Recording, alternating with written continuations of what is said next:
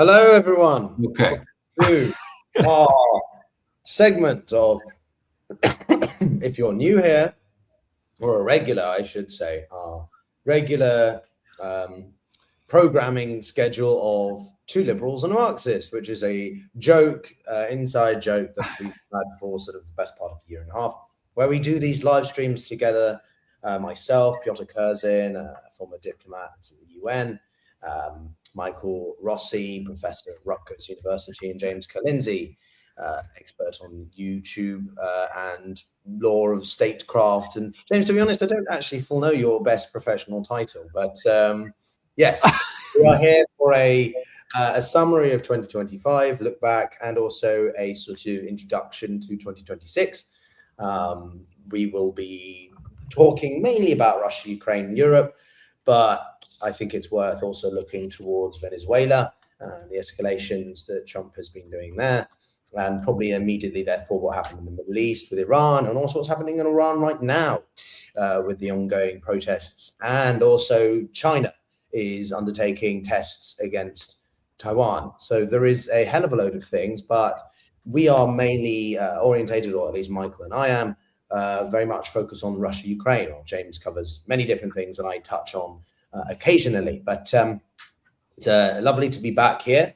We did attempt to do this a few weeks ago, but we tried to use different software and it didn't work out. But we are here using regular software, and we're looking forward to doing this perhaps more regularly next year as well. And I have some exciting ideas as well in terms of merch. Some of you have been suggesting we get some shirts. I've got some fantastic coffee coasters on the way. So if you want a bit of a joke, you want a mug that actually says, like, it's got my face and James's and Michael's, or maybe just one of our faces because you hate me but love Michael. Oh God, Pyotr. Then no, I'm being we all love you. Yeah, it's all right. And by the way, can I just chip in for anyone, because it has been a little while since we did this, and we did. Pyotr, well done. Past 100,000. I think you sailed past it now, but fantastic result. Absolutely. We're not finished yet, but thank you very much, guys. Yes, it's been a long time coming. I'm actually back where I was when I decided to launch a YouTube channel 2 years ago, and I said to myself, I want to do it within 2 years, and we managed it. But I look at other people growing, and I think there's a lot more that is coming to YouTube. I'm very concerned about the conditions of this chat platform and X, where we're also streaming, and Facebook and Twitter and all the other platforms with AI slop, but also just broader disinformation. One of the reasons we enjoy having these conversations is because it allows us to cut through the noise genuinely. Michael vehemently disagrees with me, or maybe James, on some things. I largely agree with James on some things, but also differ. And I think that's the point that we try to do here, is genuinely cross the aisle and engage with one another in different ways. Whilst a lot of people will claim that they do, but they don't. Anyway, let's get into it, gentlemen. So in the past 24 hours, Russia has claimed that Ukraine has conducted or attempted to conduct a direct attack on one of Putin's residences in Novgorod. I was quick to respond to this with a post that I put on Facebook, Instagram, Twitter, and YouTube, saying this is, to me, a classic false flag. There's absolutely no evidence, there's no reports. Residents in the area heard F all. And most importantly, Putin probably wasn't there. Why on earth would he be in this random residence at this time of year when things around the peace deals are quite active? Doesn't make sense. So to me, this is just typical Russian escalation cycle. They want to get ahead of the peace talks and try to reframe the narrative and have something, optionality, in the sense of they can delegitimize Ukraine, they can target more civilians, as we saw in the heinous attacks over the weekend.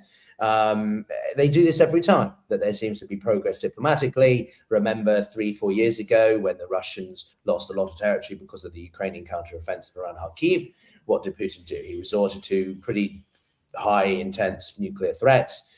When Trump and Putin were meeting in Alaska, he resorted to blanketing the country with missile barrages. So this is something that is pretty typical Russian playbook. But of course, everyone who is a Russian lunatic or Putinist lunatic says that this is, Ukraine is the problem. And I have to be honest, last point before I hand it to both of you is the tweet by Modi this morning just saying he's very concerned by these developments without, again, there being a shred of evidence that this is actually being conducted by Ukraine. I'm not saying it is impossible.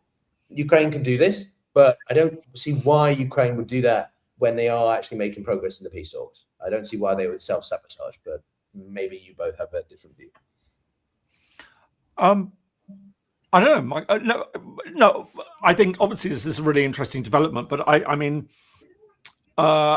think in many ways you really hit the nail on the head with that final bit, which was progress in the peace talks, because this is really the great question: have we been seeing real progress in the peace talks?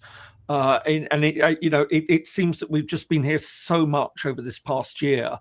And it looks like, there's big talk from the White House, something's going to happen, and then it just sort of gets kicked into the long grass. And it just doesn't seem quite clear what is going on here, where we stand. It's all very opaque. And then, as you said, suddenly we have Russia now saying that, Ukraine is acting in bad faith because it's trying to attack one of Putin's residences, that, clearly insinuating that Ukraine was trying to assassinate Putin. So I think this just all ties in with a situation which is just really, really difficult to make sense of at the moment. I mean, I just don't know where we're going with all of this. I think, it's quite clear Zelensky knows that he has got to play this very diplomatic game. But it seems that Putin isn't even bothering to play a diplomatic game. I mean, he's just trying everything in his power to scupper any progress on talks. But I can't imagine, to be fair, that Ukraine is trying to advance talks under, what Trump was putting forward. Oh, this is my cue? Okay. Yes. You jump in, Michael. I don't know. I was waiting for Pyotr to kind of hand the microphone over to me. No. I'm not gonna be quite as handholdy. If you guys just want to jump in. That's fine.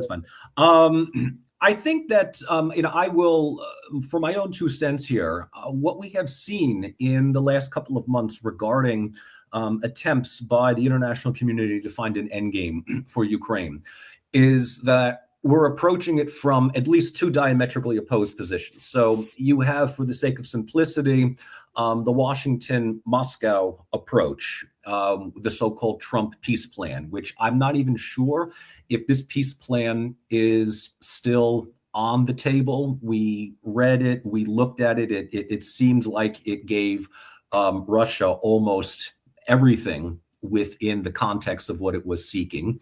And then we have, for, again, the sake of simplicity, the Kiev-Brussels peace plan, which gives Ukraine far more leverage at the negotiating table, which, look, I mean, basic understandings of negotiated settlements revolve around 2 things. Number one, what is the rhetoric of the proposed peace conditions? And the second one is who has the greater leverage, not only on the battlefield, but also within diplomatic circles here. Right now, Putin feels that he has all of the cards, and he is playing a very, very strategic game in placating and stoking Trump's ego, constantly referring to the idea that the United States is a rational, sensible broker for peace, when he's not talking about how the United States has been leading NATO to expand right up to Russia's borders. It's a sort of a 50-50 balance here. But when it comes to the alleged attack on one of Putin's residences, especially in Novgorod, I don't know why he would be in Novgorod, at this time of the year. He would be in Moscow. If it's either a couple of things: A, it is a false flag, Pyotr, as you point out, or number 2, it is a way for Ukraine to show once again to Russia that they may be losing town after town in Ukraine, but they can still hit Russia where it hurts. Maybe this was a sign. Maybe this was just simply an indicator that we may be losing in Ukraine, but we can still hit you. where it counts. I don't know. But what I do know, one thing that I've been able to ascertain, James, you might, jump in or disagree with me on all of this, is that everybody, and this kind of gives me the impression that we're headed towards a frozen conflict. And a frozen conflict in the idea that every major talking head condemns and laments the fact that we're heading for a frozen conflict. They don't want some kind of a deadlock. They want some movement forward, either from Russia's side, from Ukraine's side, but they don't have the cards. They don't have the leverage to get what they want right now. So what they do is create these little kerfluffles that scuttle talks of peace deals for another week, another 2 weeks, another month, or whatever it is. Maybe get Trump to change his mind. I think both Zelensky and Putin they know one thing. They know that Trump loves to respond well to positive flattery. And it seems to me that Zelensky is playing this up really well, just trying to get the United States to move away from Russia. Then Putin responds by saying a few things, Lavrov works well with Rubio, all that kind of stuff. I don't know. The way that I just see this is that it's a lot of noise to just simply prolong, the negotiating settlement. What would you say, Michael? I mean, sorry, jump in on this one, Pyotr, but I'm just sort of thinking, is it so much Zelensky is doing this, or others, or Europe is doing this? Because I think it's a very interesting sort of post that I saw on social media that was sort of showing Zelensky arriving in Florida for his meeting with Trump, and there was no senior US official, no one to greet him at all, no one who greeted him. And if you then compare that with the red carpet that was rolled out for Putin in Alaska earlier in the year, it was really, really telling. It just simply seems to say that the United States has absolutely no respect whatsoever, or the Trump administration has absolutely no respect for Zelensky, for Ukraine whatsoever. And James, I get the sense that the heavy lifting, if Ukraine is being kept in the game, it's because Europe. It is Europe. It is absolutely Europe's case. That there's no question about that. I made a video on this just a week ago. It suddenly got very popular with people a couple of days later. But what is happening right here? Why is Putin targeting Europe suddenly? Because he looks at the world through a great power political lens, right? You can say that GPP is also GPC, or great power competition, in the sense of that in the past few years, at least under the Biden administration, the great power politics of the world has been defined by competition. But Trump doesn't want to compete with these powers. He wants to be on better terms with them. And so he looks to Trump, Putin, and President Xi Jinping and that as his equivalents, as the ones he wants to emulate. But that means having to snub the smaller powers. And that means also Europe. Trump views Europe with as much contempt as Putin does in some ways. Or if he doesn't, Vance certainly does, and the people around Trump certainly do. So for me, why is Putin suddenly targeting Europe, or most specifically the UK, right? We've seen a few articles dotted around the internet from the UK media saying that they are enemy number one now because America's moved out of Russia's way. The UK remains the main bastion of the Anglo-Saxon sort of, world order leadership, etc., and have always been much more hawkish on Russia than parts of continental Europe. And so Putin now targets Europe vehemently with strong rhetoric. What did he say? They're little pigs, or whatever it was. As much snidey and aggressive, nasty comments as he can. But that's because he's irritated. He's irritated that Europe is getting in the way, preventing Russia from being reintegrated into Trump's world economy, the loosening of sanctions, the reducing of pressure.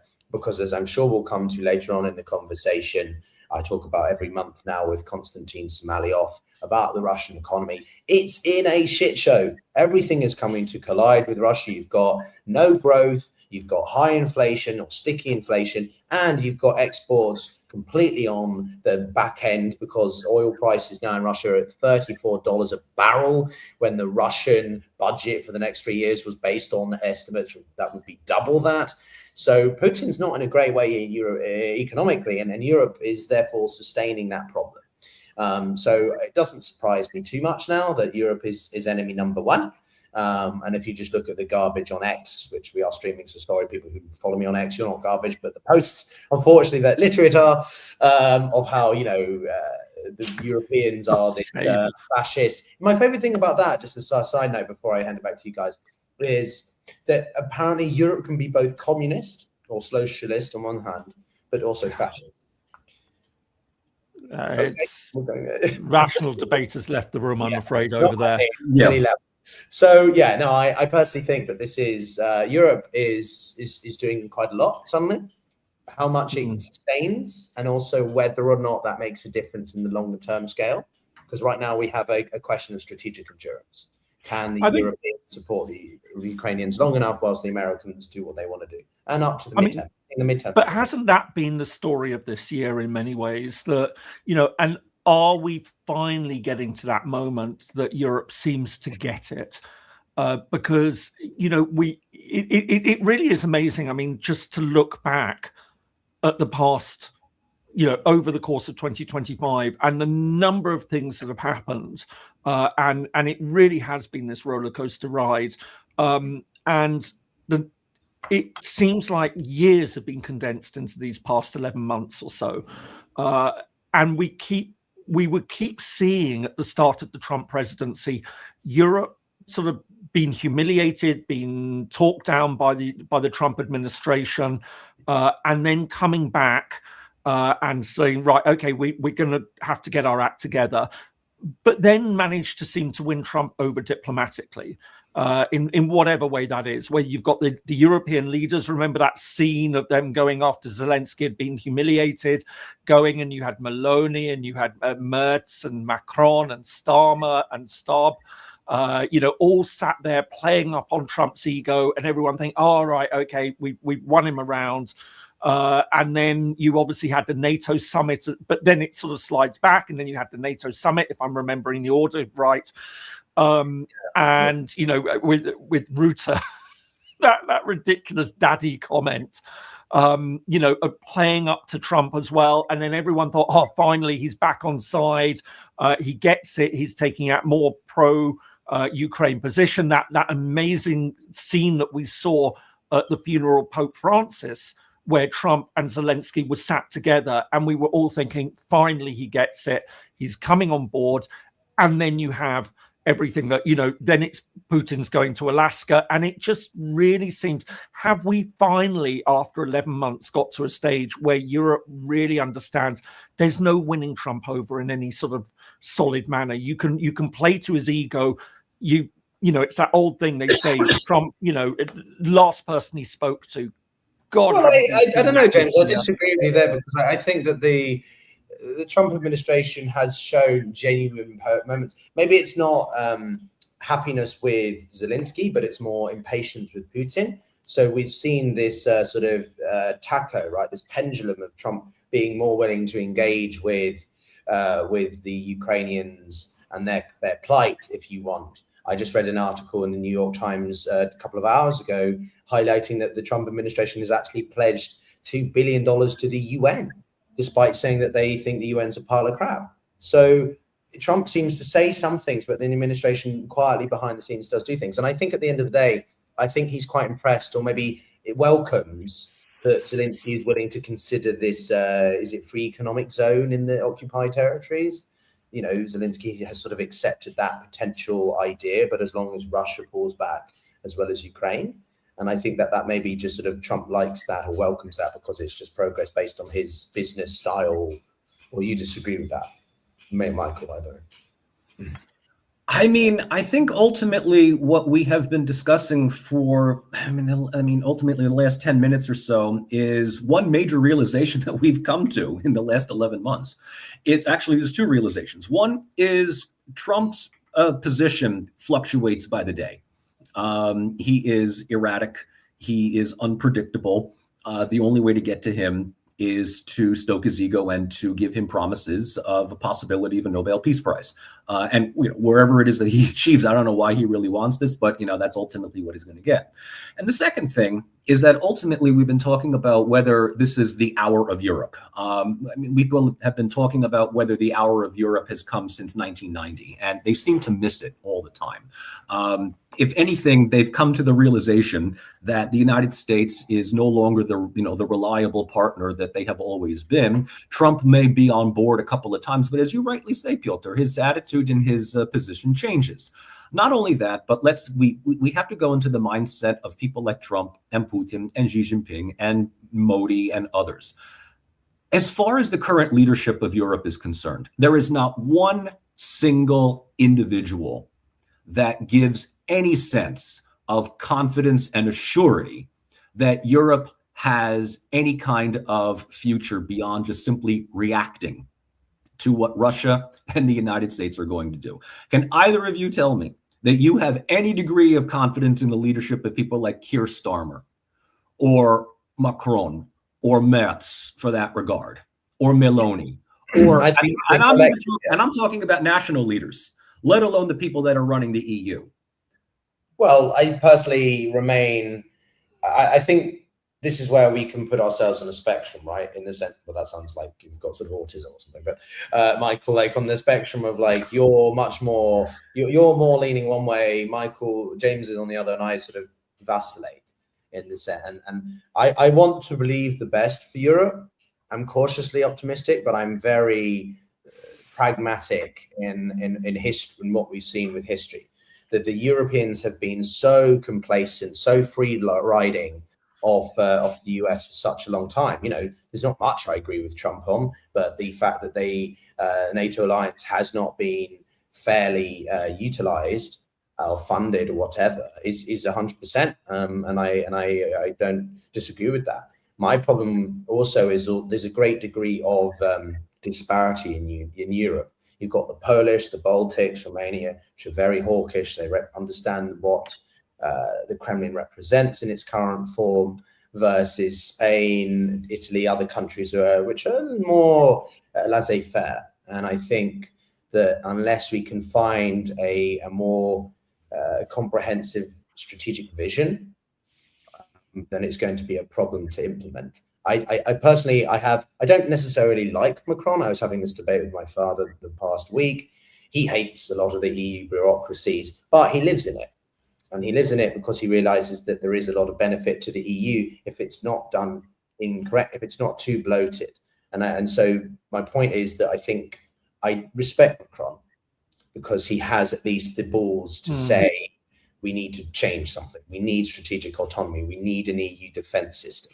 I don't like him necessarily because he does represent a lot of things, the old guard, which needs to change. Europe needs to modernize, but he's pushing it whilst other leaders are just like head in sand and not want to react. Keir Starmer, I think, is a joke after his comments about welcoming back this Islamic person who made the most disgusting anti-Semitic comments I think I've ever seen in tweets. And it turns out that he was just a defense lawyer. So yeah, not every leader, but some leaders I have respect for, at least trying to get the conversation going. But that conversation and words doesn't necessarily blend into action, and that's what Europe needs to be doing. And I'm less confident about that. I don't know, James, you're probably more positive than I am. No, I mean, I think,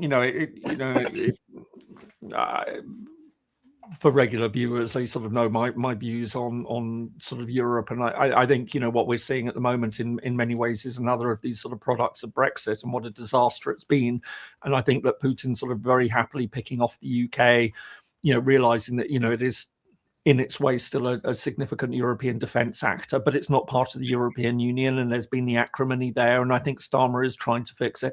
I've been a little bit more positive about Starmer recently, I have to say, notwithstanding points that you raise, but I think that it has been a very disturbing year to see how Europe has failed to get the message, or again, it keeps coming back. So I do wonder, this view on where Trump sees the world, that he listens to the last person.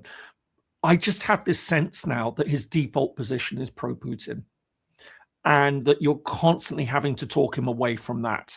But if you stop for a moment, then he drifts back into it. Quite why that is that sort of for personal reasons he just admires Putin? Is it because Putin, as has been widely suggested, has something on him? Although, my gosh, at this stage, what it could be more than all the other things that we've been seeing. Netanyahu has more on Trump than Putin ever does. But James, yeah, I was well, say, all right, but look, we'll save the Netanyahu-Israel discussion for another point. Here. Want to talk about who owns my country? It ain't Russia. Yeah, well, look, but all right, But I think at the moment the question is about why is it that Putin that Trump always seems to go back to Putin, and that there is the real respect as we see it in Trump, and you're constantly having to talk him around. And again, we get back to this point that we were trying to make, which is, how does Europe respond to this? Is it finally getting the message? But what does that mean in real terms? Are we going to see much more European resolve coming out in 2026? More importantly, are we going to see real movement made on the defense element that Europe has been talking about? But again, it seemed that Europe earlier in the year was really sort of finally getting its act together, starting to see about, the defense funds, much closer cooperation. And then that seems to have gone quiet. Now, it might be that it's just gone quiet because media isn't paying quite as much attention to it, or whether that just simply is that Europe got back into its complacent thinking, okay, we've talked Trump around, we can breathe again and relax. And now maybe it's finally got through after 11 months of this nonsense, that you just can't reason with Trump. You will be constantly fighting to try and just massage his ego enough to keep him on side until 2 weeks later he goes and does another thing, which is very, very sort of overtly pro-Russian. James, I think that there's a different tact there that Europe could employ but don't necessarily do. I think Macron is the best at it. Apparently, I had one guest on who was saying that they text a lot, that Trump and Macron are actually in quite a lot of communication. And I think that's Macron trying to be strategically wise. But also there was the old Prime Minister of Australia, Malcolm Turnbull. There was a famous interview he gave, or the readout of his phone call with Trump when Trump first was in office, 2017. And in sort of the aftermath, Malcolm made it very clear that it's better to sort of ask for forgiveness than it is to ask for permission, in the sense that Trump just will be more receptive almost to you just making the decision, even if it is something that he initially dislikes. He'll be more respectful of the fact that you just sort of stood up to him or disagreed and completely disregarded what he had to say. And that's where I think it leads into this broader point about idealizing Putin. It's more about that strongman thing again, right? Mm. That's what we all agree on. Michael, you might see it differently, but for me, it's to engage Trump. It's not to go up there sort of trying to mollycoddle him or sort of, pander to his every whim. It's to meet him on his terms and show him that you're not going to be dictated to. I think that you hit the nail on the head earlier in our conversation when you mentioned Vance as well. We have to understand that, my country is not run by just Trump, but it is run by a very well put together and very methodically put together coalition of individuals that use Trump as kind of like the lightning rod. He's the charismatic, magnetic one here. But when we look at people like Vance, we look at those that are becoming increasingly vocal within the conservative blogosphere. And there is a major rift, between various segments of MAGA. It has been brilliant to watch, I have to say, for anyone who hasn't been following it. But this is ultimately what ends up happening when the movement becomes, so big, and then there's this one particular issue, and it's Israel. Can I actually say, I don't even think it's a question of a movement becoming big. I think it's just the fact is that the far right is just utterly to their core misanthropic. They have to work to each other. That misanthropic attitudes come to its fore. But it has been, I mean, for anyone watching, the Turning Point USA conference this week has given people a lot of amusement, just seeing how MAGA has turned, the different wings are turning on each other. The very pro-Israel have been turning on the anti-Semites. And it's the Zionists versus the anti-Semites, sure. But what we see in all of this, I'm looking at bigger picture, right, is that, and I could be wrong on this, but let's be honest, we have 3 more years of Trump. It seems like he's been around for another 20. This is only the first of his second term. And so he is going to have 3 years of cementing, right, a legacy for himself that Vance and others are looking to capitalize on.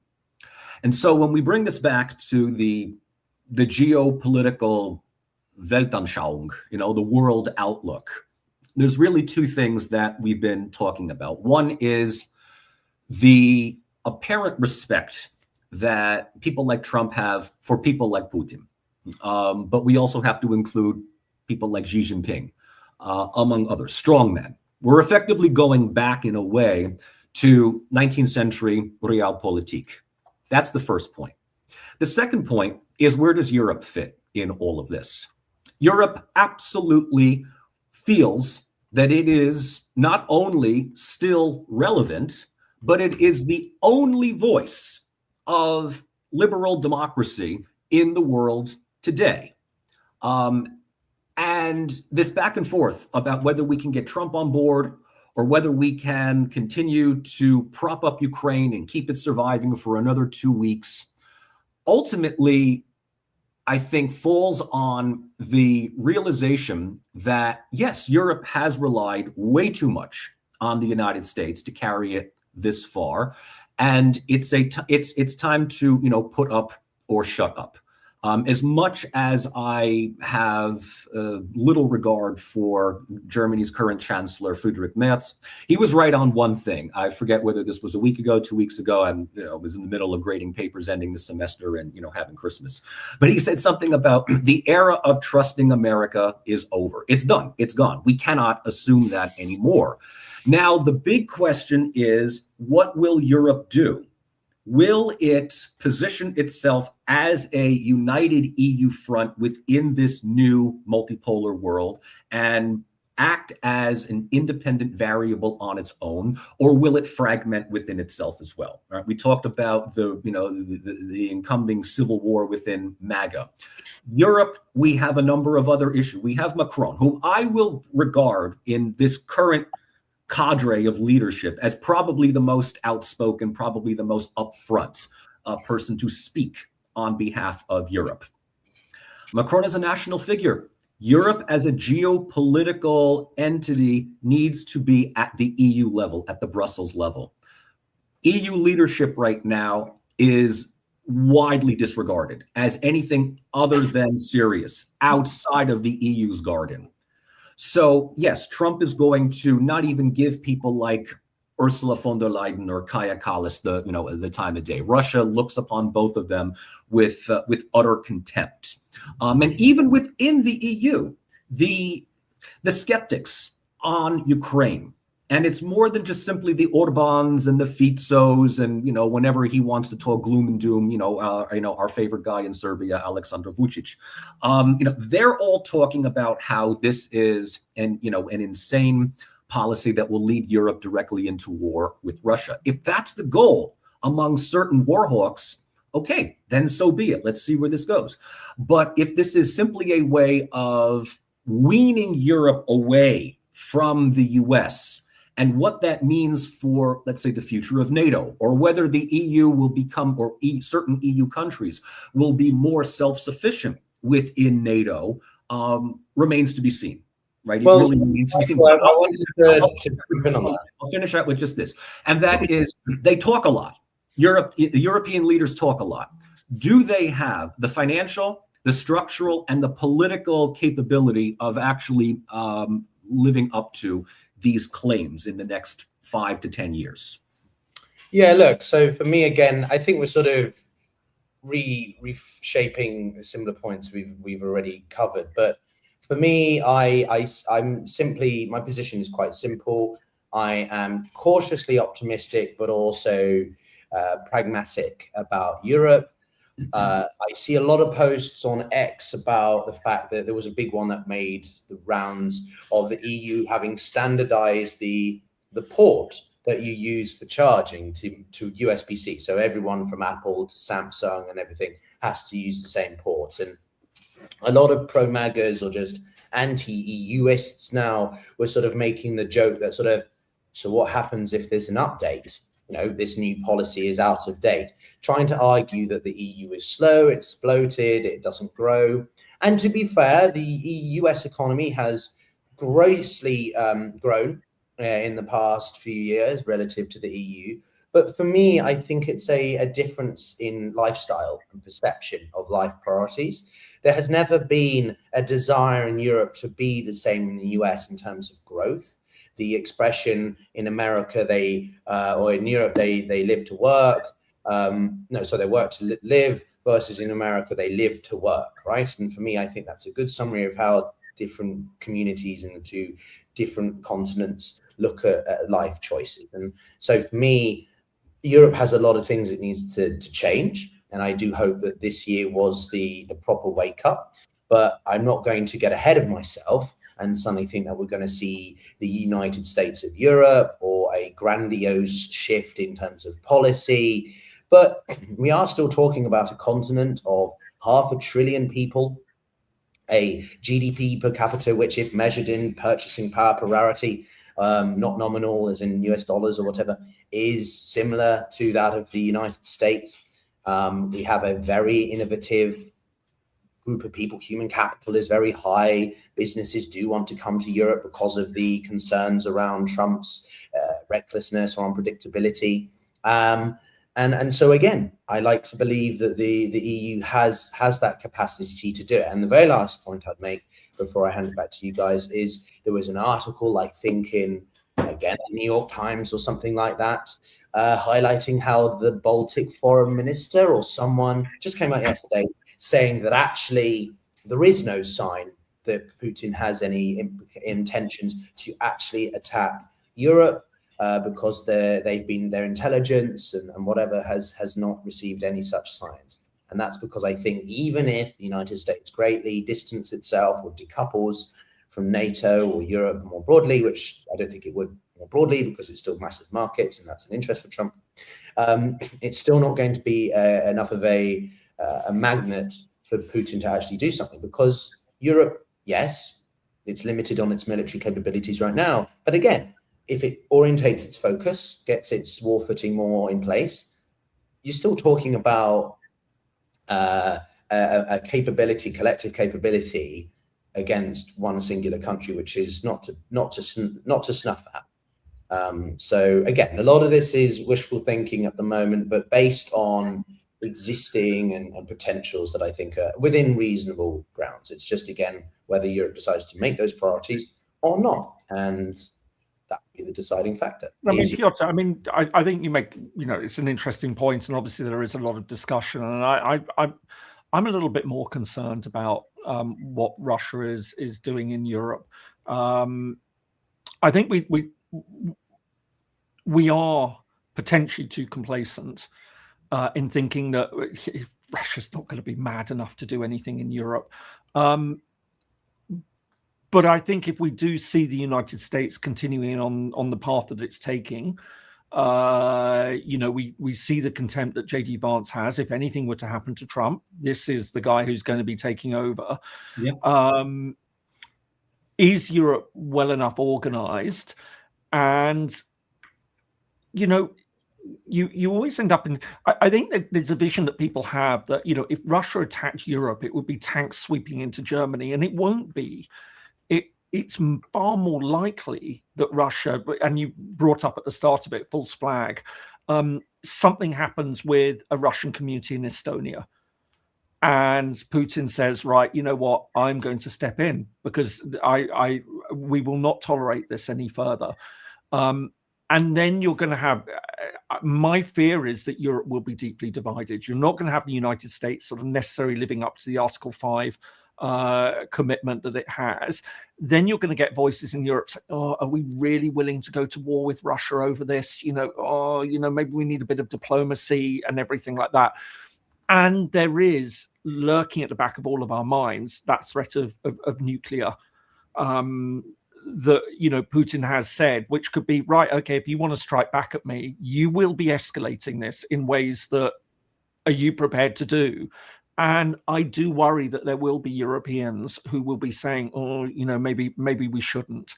So that is a much more likely scenario that I worry about, rather than the idea of, massed Russian army, which is going to do the old Cold War, sweep into Germany, which was the sort of, it will be much more subtle.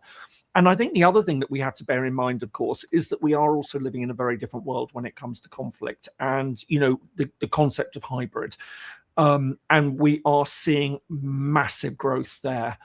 In all sorts of ways, a real testing of the waters, quite literally in the case that, the sort of talk of Russian submarines coming into sort of UK waters and things like that, the drones that we've been seeing over many European countries.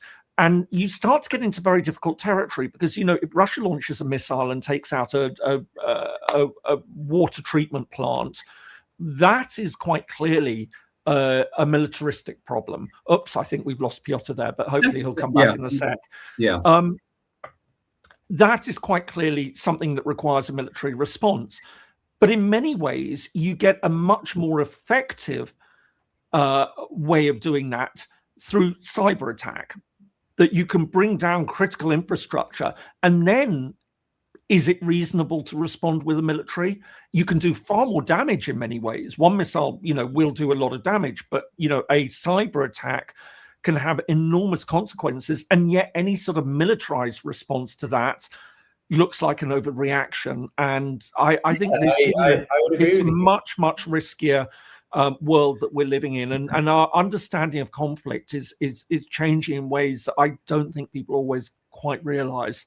No, I agree with you. I think maybe, just a couple of points and then I'll pass it to you, Michael, which is just that I made a video about the Russian vessel, the Yantar, which was floating around British waters, right?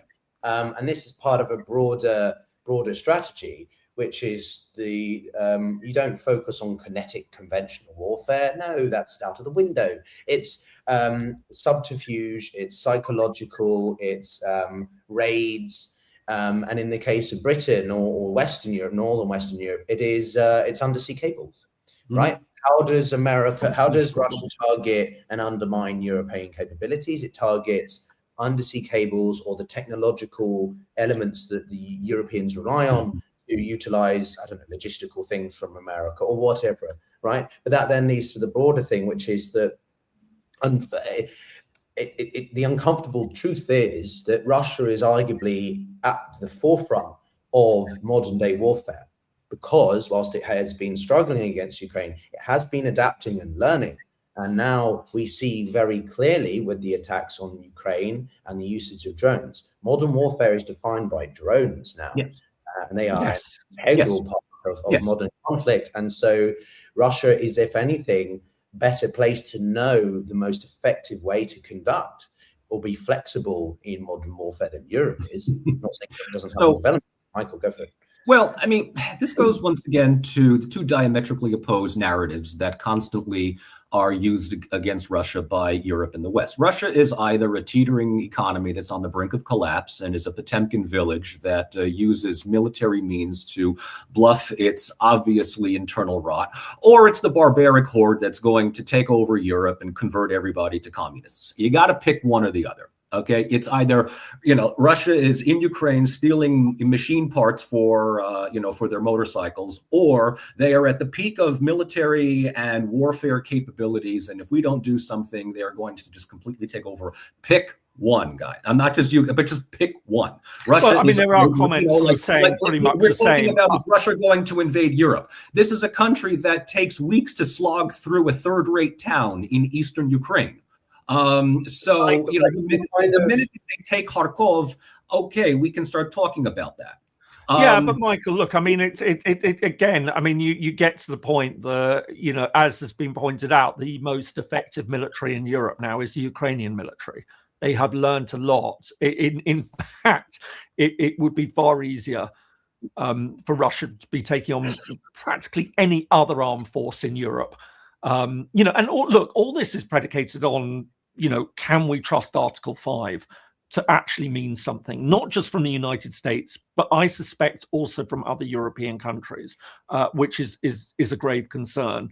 You know, and we can also talk, you know, it's not just Hungary, it's not just Slovakia, it's the fact that Spain has the view, well, this is not our problem in many ways. You know, we're sitting at the other side of the continent, you know, be that as it may.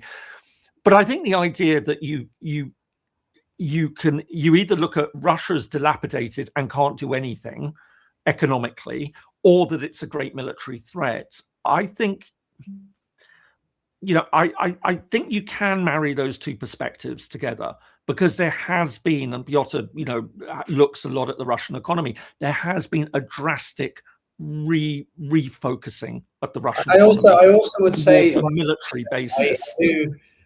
I do disagree with you, because I feel like you missed what I said. Like I made it quite clear that Russia wouldn't be doing it in a conventional sense. What it's doing in Ukraine is conventional kinetic warfare, which it clearly isn't great. But it wouldn't attack. No, of course it's not going to invade all of Europe. There's an old video game, Call of Duty Modern Warfare 3 from 2011. For those of you watching who remembers that. But basically, yeah, classic. I remember, yeah, you game in the way, James, I can imagine. Hang on.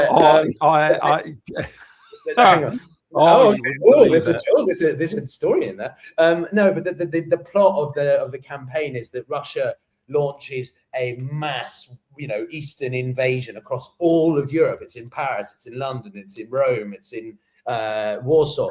That's complete bollocks. Of course, Russia's not going to do it. But the point that I'm trying to make, Michael, is that Russia has the military flexibility to leverage non-conventional means of warfare. Yes, that I'm in agreement with.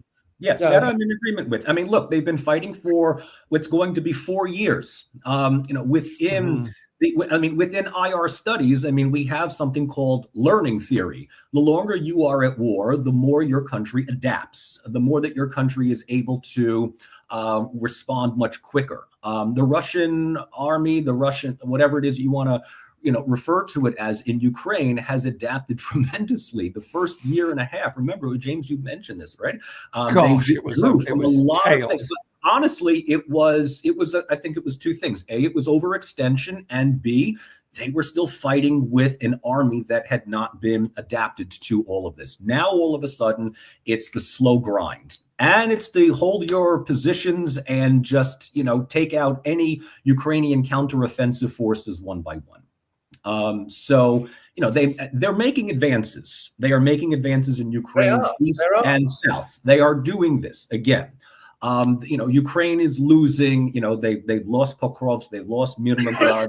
Take, you know, what I just translated on my channel a couple of days ago. Kupiansk is now either completely taken or it is about to be taken. There is talk about another major offensive around the Kharkov area in 2026. And the idea, the very simple thing that Putin has said is that if we cannot achieve what we are seeking at the negotiating table, we'll do it on the battlefield. All right, we will just simply do it on the battlefield. And Europe can wither and dither. They can talk about 5-year plans. They can talk about what would happen if Russia was to. Personally, I think that we're all in agreement here that no, we're not going to see tanks rolling into Poland. We are not going to be seeing that. But what we will see is probably cyber warfare, or better yet, political warfare. No, I agree. I think the big thing, the one thing that we also have to look at, and this has been a mainstay in one of the major positions, one of the main ideologies of Russian foreign policy, at least since 2007. But it has absolutely become solidified since 2014, right? And that is, if Russia has a soft power, it is an alternative to that of Western liberalism. Traditional identities, cultural, sovereign democracy, civilizational realism, whatever it is that you want to call it. Trump sees this, according to Russia. Trump, Vance, the MAGA movement see this.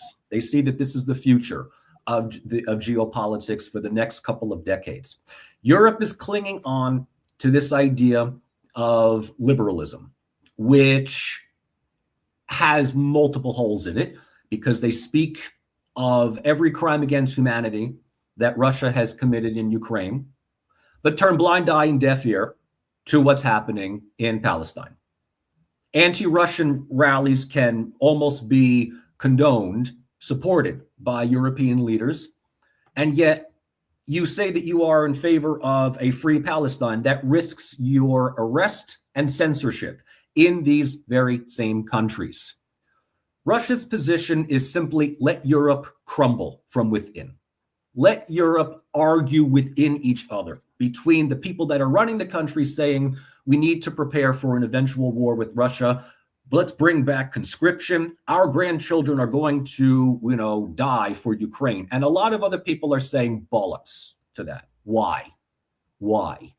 And all that needs to happen is let that play out in the polls. Let it play out in the polls. Let the AFDs of every country continue to gain, if not governmental control. Michael, isn't this why we need to be so worried? It's difficult to form any coalition around it. No, but that's precisely the point that I was making. Why I am not so complacent about what Russia could do, because I do see the divisions in Europe. I hear, we talk about it. You just look at the comments coming up. People, these guys are warmongers. It's like there is a substantial body in Europe which just simply say, Ukraine, not really our issue. Why should we be, we're not going to go and fight, Russia and everything like that. And Putin is extremely adept at exploiting that. Yes. And building up that sentiment and things. This is hybrid warfare being played out before our very eyes, because you will get people who will be going on social media and making these comments. Why Putin's not our enemy, Zelensky is utterly corrupt, and why are we fighting for Ukraine? This is a terrible country and stuff like that. Then you get all the bots that come in and give it all the likes, and all these people who are sort of slightly sympathetic to that view then start thinking, oh well, I'm not on my own. This is a commonly held belief. It's a huge problem that we're facing. I think that we frame it differently, but this is where I also gravitate towards Michael to a degree on the viability of supporting Ukraine all the way, because to me, we have to consider the cold reality. And this is why I'm not popular amongst communities of the Ukrainian side sometimes, because ideologically, morally speaking, I support Ukraine's obviously sovereignty and independence, but I'm also pragmatically conscious of what it risks to Europe more broadly if we are so intent on spending all that money on just Ukraine's plight at the expense of our own, which Russia can exploit sometimes. So I'm hoping that a greater situation which is more favorable can develop, but Russia does have the momentum on the battlefield, however incremental it may be, and these false flags, as we started out the conversation, Michael, James, right? Because the Trump administration, even more than just Trump, lap them up, especially if they're sort of reinforced by Modi or other heads of state saying that this was a problematic development or extremely concerning, then it really goes against Ukraine's cause and by extension Europe. So I'm very cognizant of that. Okay, so I mean, we sort of talked around a lot on Russia, so and Ukraine. So I mean, I think what would and I would think it'd be really good to sort of touch on maybe a couple of other subjects, because it has been a truly momentous year. So I guess the sort of the questions, and sort of put to Michael when he gets back, where do you now see the Ukraine war going in 2026? What are we going to see some sort of peace agreement? Where is Europe also going to be going on this in 2026? So I think that I would answer your question by distinguishing between what I'd like to see, or what I hope, but also what I think is perhaps more realistic. So on the one hand, I think that realistically, or morally speaking, I'd love to see Europe genuinely stepping up these ideas of voluntary conscription, which Michael criticizes. I mean, I'm not exactly keen to see Europe remilitarizing to such an extent, but if you actually look at the statistics, more than 70% of both the French and the German populations, if just as an example, support the idea of reintroducing voluntary conscription. So the idea that being more militarized, or whatever, if that's the right word, isn't some kind of forced imposition. Keep in mind that a lot of what we read on X, and this is for all of you watching, they are the loudest but minority. It's often the people on the fringes who have the loudest voices, but don't necessarily represent the silent majority. And in this case, you have a lot of loud vocal critics of Europe, or saying that Europe is outraged and this, that, the other. And I'm not saying that there aren't countries like Europe, like Hungary, like Italy, which are a little bit more skeptical. But in essence, when the Europeans agreed this $90 billion loan, which is pivotal, I think, for next year, there was no distinction at all.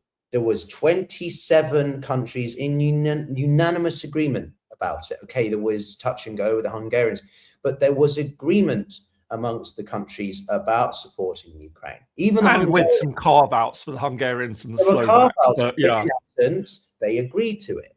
So when really push comes to shove, I still like to think that consensus can be found. And so if this can continue, I think it depends more on what the Kremlin does and what Trump's trying to do, as that will dictate how Europe behaves. But additionally, as Michael has said, and you have said, James, in your own way, Europe needs to get ahead of the curve, get out in front. Yeah, absolutely. And I liked what Macron said. I think he said those words exactly, which was he was trying to say we need to talk to Putin, not because we want to legitimize what he's doing, but because we need to stop reacting to what he says. And we need to proactively engage with Putin ahead of what he tries to. So I think next year is not going to be the end of the conflict, but I think you might see a pause, but I think it won't last long, simply because there is an unwillingness really by the Russians to achieve that. I think that the situation for Trump is going to change the closer we get to the midterms. The US economy is, okay, it's doing pretty well, but his popularity isn't. People don't like what he's doing with Venezuela. They don't like how close he is with Netanyahu and the idea of restriking Iran. He isn't doing what he said, which would be to, completely be isolationist, America first, the infighting in MAGA. So I think Trump's going to be in an increasingly tough position as we approach the midterms, because I think he's going to lose his majority somewhere, and then that will obviously curtail his influence, the power dynamic. So, yeah, I do think we're going to see some shifts. I do think we're going to see some significant policy upscaling of militarization in Europe, and a concerted effort to shift in Europe. But does it mean the end of the conflict? Definitely not. Maybe a temporary ceasefire? Yes, probably. No. Okay. So, Michael, we were just discussing. Yeah, sorry about trying that. to bring it round to where we see things going in 2026. So, just trying to sort of just give a bit more structure to what we've been talking about. Where do you see it going? What happens in Ukraine conflict in 2026? Yeah.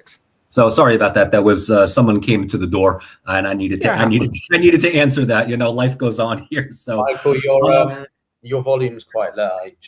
High. Just there's a bit of feedback. Just so you. Oh, sorry about that. Okay. No, just for listeners. So 2020. I mean, Ukraine is ultimately becoming a back burner issue in the United States. We don't talk about it simply because we are, Venezuela. Is that going to happen or not? The big thing, which I'd like to, talk a little bit about. Yeah. But the big thing, the big thing is Palestine. The big thing is Netanyahu. The big thing is Israel. The Gaza. This is the thing. Ukraine is it's no longer a front and center issue.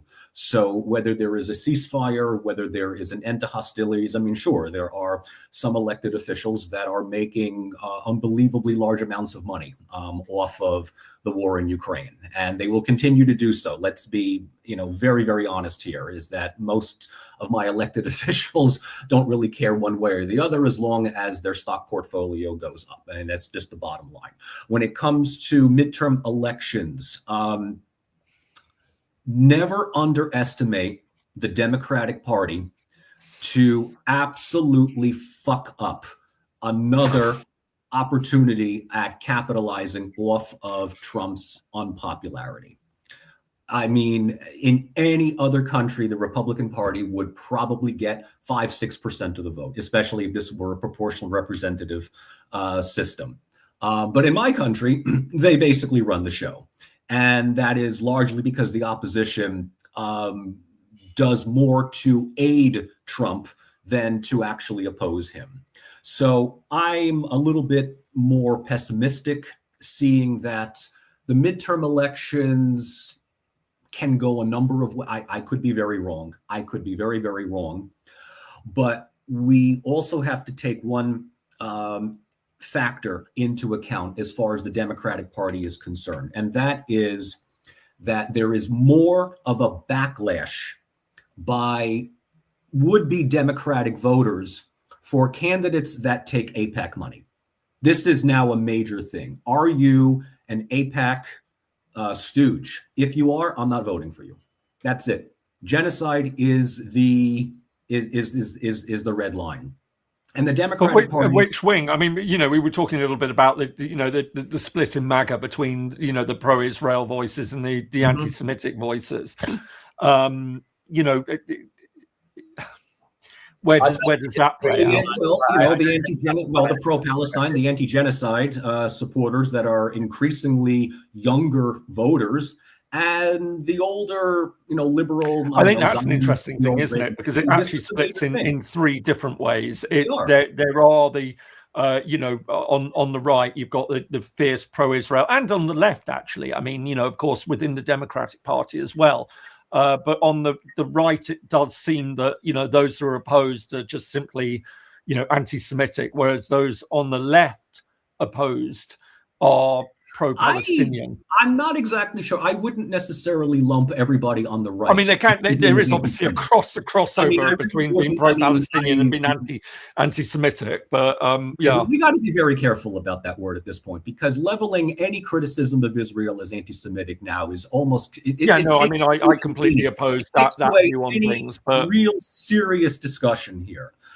For God's sake, when Miss Rachel is considered to be anti-Semitic, I would like to think that the Zionist lobby, which has unbelievably large amounts of money, power, and influence, would be a little bit better in its propaganda.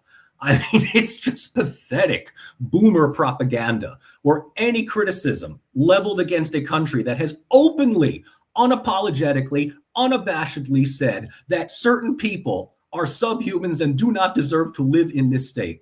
Any criticism of that is considered to be anti-Semitic, and to link anti-Semitism with anti-Zionism, it's a shitty argument, but it's the only one they. But Michael, I think we can, without wanting to get down into the weeds on this argument. I think it's very clear what Israel did in Palestine amounts to genocide by any understanding of the term. Most scholars who work on genocide would say that it fits the definition, and I certainly believe that is the case. But at the same time, we can't ignore the fact that there are a lot of people who just have patently anti-Semitic views in all of this. But I agree with you. I find it very, very troubling. The equation of taking a very strong position on what Israel has done in Gaza and a genocide it's been committed, and then just simply saying that everyone who makes that criticism is anti-Semitic. And I push back very strongly on that. Mhm. I reject it fundamentally, but look, I think, let's not maybe get carried away with going too much onto this, because I think, the key discussion we want to be having is, where, we've moved on to the midterms. There's a bit of a look ahead in 2026. So we talked about, where Europe is going, but where the United States is going. How much will that change? What will that change in foreign policy? Mm-hmm. If you suddenly wake up in the morning, following the midterms in November, and, the Republicans have taken a real beating. I mean, I think, taking on board the comment that you made, that don't believe that that's necessarily going to happen for all sorts of reasons, but not least of all because the Democrats have this unparalleled ability to mess it up for themselves. Yes. It's hard to say, because when it comes to foreign policy, there's very little difference between Republicans and Democrats. And what we've also found, well, there would traditionally, I think, foreign policy in most countries does tend to be a bipartisan issue, but surely with what we're seeing with Trump, I mean, if we just dissect all the different things that he's been doing, but there surely has got to be clear blue water between the Republicans and Democrats, and what would have been more moderate international. I mean, I think that probably the biggest difference would be in the U.S.'s relationship with Europe, including Ukraine. When it comes to Israel-Palestine, there's no difference on that. When it comes to Latin America, I mean, I have to say, it's amazing how the Monroe Doctrine is still really indoctrinated into American foreign policy. How dare a Latin American country actually engage in a free election and not elect a fascist? How dare they?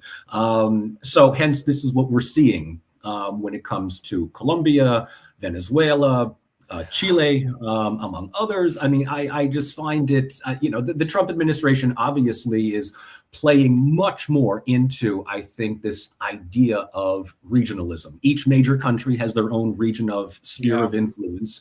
And they just feel that Latin America should absolutely be in America's sphere.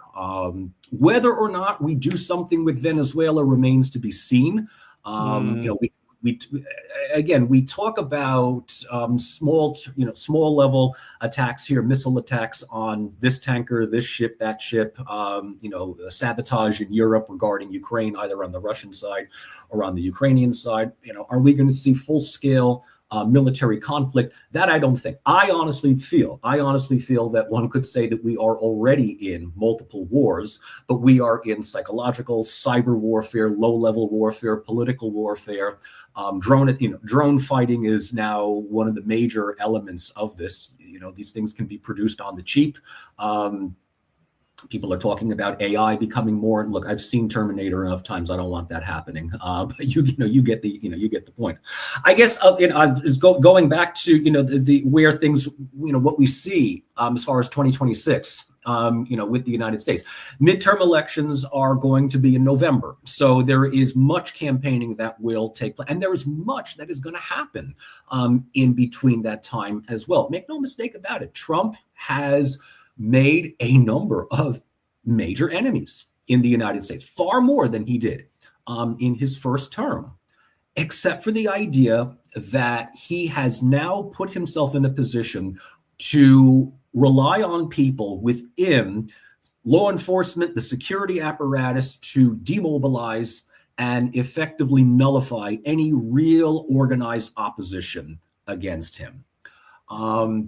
The Democratic Party is still led by what I would call paleo-liberals who desperately want to go back to 1993, but they don't represent the changing attitudes, the changing socioeconomic grievances among Americans that are now under 35. So we could see some shifts, here or there. What we can also point out, and again, I don't want to get too optimistic about this, right? We had a major upset election in New York City with, the mayor. Now, New York City is a separate thing. Please, please, please do not think that New York is a representation of the rest of the country. And we also have to understand that Mamdani's two opposition figures, Cuomo was just a reprehensible, human being. Curtis, I like Curtis. I feel a little bad for Curtis, but at the same time, he was backstabbed by his own party in favor of Cuomo. So there's a lot of things that are up in the air. What we can also see with Mamdani is that he realizes that in order to get through maybe even a quarter of his policies, he has to compromise on the other three quarters. And he's already disappointing some people on the left. Whom, I am on the left as well, but I understand that in order to be mayor of New York, you need to make nice with Albany and you need to make nice with Washington. So you can't really get everything you want. Politics is going to be that relevant in foreign policy next year. Mamdani may well have won, but I don't see him being as much of an impact on foreign policy. I think Trump's biggest concerns are still going to be Ukraine, near a border with Venezuela. What I find interesting about Venezuela, if we pivot to that briefly, is that Trump has this sort of idealization or happiness about some strongmen, but not Maduro. He has a absolute hatred for Maduro, even though Maduro is a wannabe strongman like Putin, like some others, right? But I think very much, Michael, your point is astute about America wanting to return to this Monroe Doctrine, the sort of Theodore Roosevelt kind of spheres of influence, great power. Russia has its own, as in Europe. China has its own in Asia, excuse me. What I'm curious about is obviously who starts fiddling around in Africa more, therefore. But when it comes to Venezuela, definitely we're going to see, I think, greater escalation. A lot has moved. In 8 weeks? We've gone from occasional targeting of boats to now the military is just all out intercepting or acquiring maritime vessels, tankers. I believe I read a report saying that Trump is considering just a land-based operation to sabotage certain places on the port, as in ports and access points of Venezuela. So, why is this guy claiming to be America first, or as he sort of suggested, isolationist? I don't think Trump was ever isolationist completely. I think he was more just full-blown nationalist, but sort of that got warped up in the broader family and dialogue of MAGAs being isolationist. But it's not possible. Clearly, Trump wants to be active on the world stage, but in a very transactional sense. Whilst you've got what they consider to be the core, hard, true MAGAs, who will be 100% neo-isolationist, and that means no engagement whatsoever. While Trump is a little bit more aware that it means that. And this brings me to something which I think is quite interesting. That was the NSS, the National Security Strategy. I've done a lot of coverage of this on my channel in the past few weeks.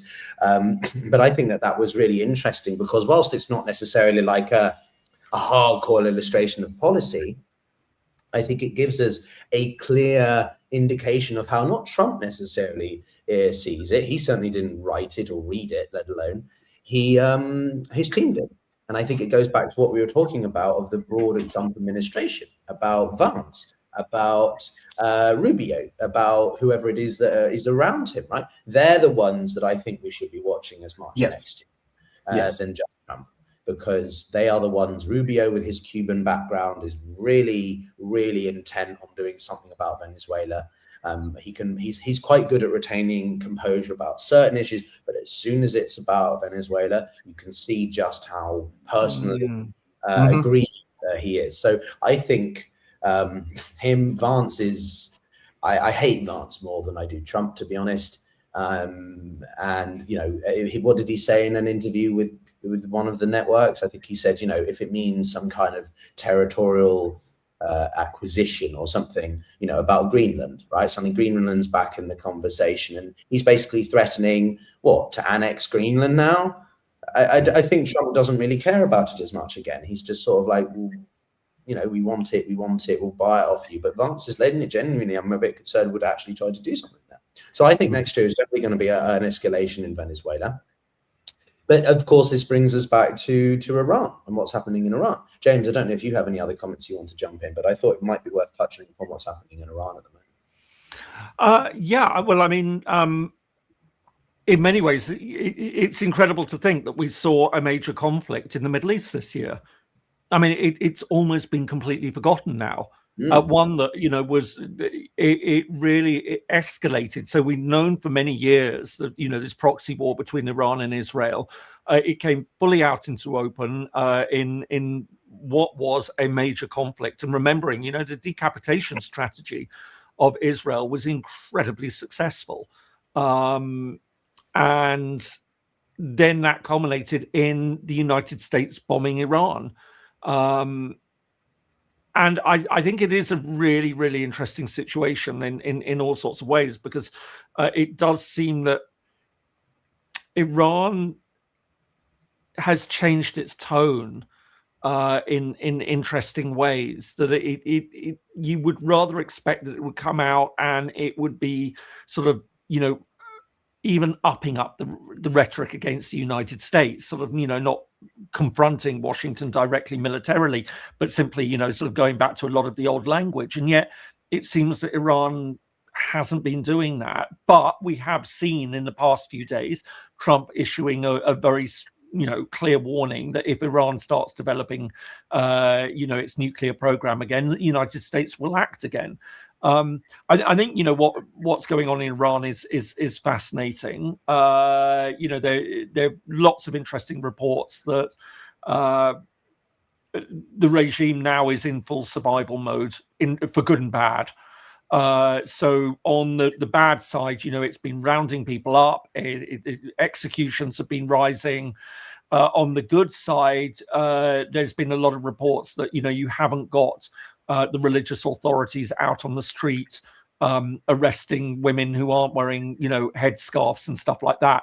So Iran, I think, is in a really, really interesting position at the moment. And obviously this is incredibly important because, it ties in with what's going on in Lebanon, for example. What has been really interesting over the past year is to see the way that the Lebanese have wanted to try and crack down on Hezbollah, but just can't seem to do it. And the implications of that. Hamas, I think it's really quite curious that we aren't paying a lot of attention to what's going on in Gaza now. That this was such a big issue. Then we had this peace plan, which was really actually half-baked. It got through. There's been a little bit of progress, but it's gone quiet. I mean, it's just not getting the coverage. But there were a lot of reports that Hamas were back out on the streets of Gaza, reasserting themselves. You've got the Houthi in Yemen, where all this falls into place with Iran. So I think, we need to be paying a lot more attention to Iran and what's going on there. That this is a wounded regime. But it's not one that's down and out by any stretches. Well, I think, Mike, James, that why now, and this sort of bleeds into what we were talking about a little bit, was how Iran is in look, the economy is shot. The economy is in absolutely dire straits. What's different about these protests that I learned from some people on the ground there yesterday in the next space was that these are protests that have been emerging in the cities and specifically in Tehran. Well, different to the ones in, say, 22, and it was Mahsa Amini and the Green Revolution. Those were more rural areas. And so the fact that the people in the cities are leading the developments, and that there was a university where the students were surrounded a couple of days ago, it shows you there's a lot more willingness to be that vocal in the biggest areas where the security forces, the law enforcement exist, which I do think is a notable difference. Do I suddenly think that the Iranian regime is going to collapse? No, they're not in a good position, but it's like the same with the Russian economy, right? We're claiming every 20 minutes the Russian economy is going to collapse, and 4 years later it's still there. I do think it's not in a good condition, but I do think it's not on. It's not hour zero or whatever, minute zero. So I think if this continues, this could be the first big geopolitical international story of next year. Could be the protests in Iran, because we know these can go on for a long time. They're slow burners. But this leads me to the broader point, which I wanted to bring you guys' thoughts of, was obviously Netanyahu has been in the US and they are talking about the situation in Gaza to an extent, but obviously there's rumblings and claims that maybe this is the two looking to exploit this poor situation in Iran to their advantage, to continue to target Iran. I mean, it's not too far-fetched for me. There are suggestions that the Iranians have been rebuilding some of their nuclear facilities. So could we see another Operation Rising Lion or whatever it was called in June, right? Could we see something like that happening again? Sure, Netanyahu has absolutely no problems diverting attention away from the internal issues that are plaguing Israel. We've avoided Israel. We've avoided the Israeli economy. We've avoided Israeli internal politics and how this country is still managed to string together over the past 3 years. Netanyahu will absolutely do whatever it takes for him to stay in power. And Iran it's a punchable country as far as Trump is concerned. Can they do it? Probably not. Do they have the capability? It would be incredibly costly and risky to do so. If they feel that they could somehow puncture the regime in Tehran, just be careful what you wish for, because there is absolutely no love for the Israeli government or the Trump administration within ordinary Iranian sentiment. I mean, Americans, there's a different story as individuals are concerned. But in my opinion, I think that as far as what James was saying about the government, the regime is in survival mode. I think it's in transition mode. There's a couple of things that we need to bring up here, and that is Northern Iran today, you can go to, and you'll be hard pressed to find women in headscarves. You will find many just effectively living like, modern cosmopolitan individuals here. And we're not just talking about just women. We're talking about, men, the way that they dress, this, that, the other thing. The big issue is the religious element, the morality police. You don't see them on the streets anymore, at least not in northern Iran. Isfahan, different story, Qom's, the religious cities. But this is now entering into Tehran as well. And so the government, which has been led ostensibly by a reformist, Pezeshkian, is in a position where additional reforms, additional forms of modernization are going to come at a cost. Is going to come at a cost for the socio-cultural conservatism that has defined the country since 1979. And there's no rolling back of any of these reforms. Once you reform, it is incredibly costly and risky to renege on them. And this is what will bring protests into the streets. The fundamental infrastructure problems, the water shortages. Yes. So the country causing absolute devastation, and there seems to be a lot focus that could be the thing that really tips things. Oh, it's the small things. It's going to be the small things: water shortage, electricity, the cost of living. These are the things. These are ultimately the things that bring people out into the streets. These are the things that are legitimate grievances that can obviously snowball into something else. Will Iran, if left to its own devices, continue to modernize and reform? Perhaps, right? Perhaps, we don't know. But all it takes is another confrontation with Israel to unify the population again with their own governments. So if there is any attempt at trying to initiate, first of all, I hope I'm wrong. I really hope that I'm wrong. But any attempt at trying to initiate regime change in Iran is going to be just a disaster in the making. So let's just hope that it doesn't get to that at all. I really don't think that the situation in Israel is. I think it's pretty clear how you feel about the whole situation, Michael, at this point. But I don't see the relevance of it, to be honest with you. The only notable thing I can think out of there was Netanyahu trying to get the president or whoever it was to give him a free pass out of this shit show that he still faces in the lawsuits and etc. Right? I get that, but in the grander scheme of things for next year, I don't see the relevance. I've stopped talking about Gaza just because I couldn't get through the toxicity of it. The vitriol on both sides was beyond anything I've ever seen. And, you know, as much as I feel the plight of the Gazan people, the situation is untenable at the moment.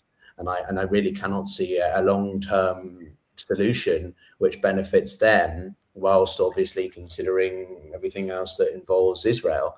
So right now, when I look at that, I always try to put it in the context of the broader Middle East, because obviously Gaza was the powder keg that triggered so many events that we've seen, including Syria. Something I did just want to touch on very quickly was Syria, because it's been exactly over a year since Assad's fall. And I'm not, well, yeah, we've completely. I mean, you know, we're now in Trump time, so it just seemed that Assad fell like years ago. But of course, you're absolutely right. It's only been a year. Story, and I saw a very interesting post on Instagram a couple of days ago about the new currency that they're bringing out. I'm not getting ahead of myself. I still remain skeptical or a healthy degree of skepticism over the leader, because his past is not exactly ideal. But it does seem like Syria is trying to encourage more FDI. The Americans removed it off their terrorist list. So Syria is really, at least on the face value, if we take it at face value, trying to sort of be seen as a constructive member of Western orientated member of society. So that's worth considering. But then, of course, we had the escalations between India and Pakistan, the single biggest airstrike exchanges and whatever in May, which we've all sort of moved on from. And that was an illustration of escalations in one of the hottest zones, but also, which then I kind of wanted to get your thoughts on China and Taiwan in a second. But like, we also had an illustration of Chinese hardware, military aircraft being used in the field for the first time, which the West, and I have some military colleagues of mine who told me just how much they were watching this, seeing what the jets or Chinese jets were doing in aerial combat. And because we've seen China's military elevation and expenditure and modernization and stuff, so there's so many. And of course, actually, before I forget, Sudan is overlooked. The world's worst humanitarian crisis at the moment. I mean, it is shocking what's going on in Sudan, and yet barely gets a look in. You're absolutely right. It deserves so much more attention. But Pyotr, also, I mean, you know, a function of the world that we live in at the moment. But I think, you know, what you brought up about South Asia. South Asia is, you know, obviously it's going to be very trite to say it's an incredibly important region that just simply doesn't really get enough attention in Western media.